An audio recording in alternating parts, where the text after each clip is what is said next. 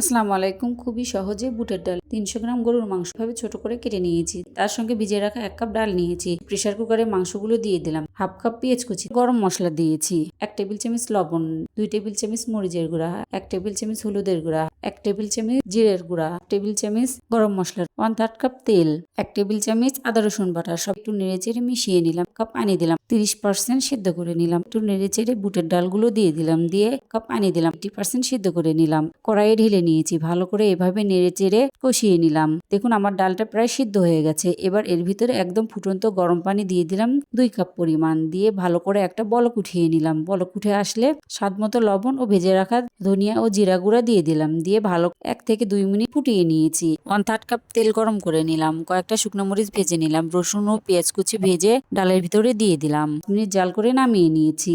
এভাবে খুবই অল্প সময়ে ঝটপট রান্না করে নেওয়া যায় এই বুটের ডাল। আল্লাহ হাফেজ।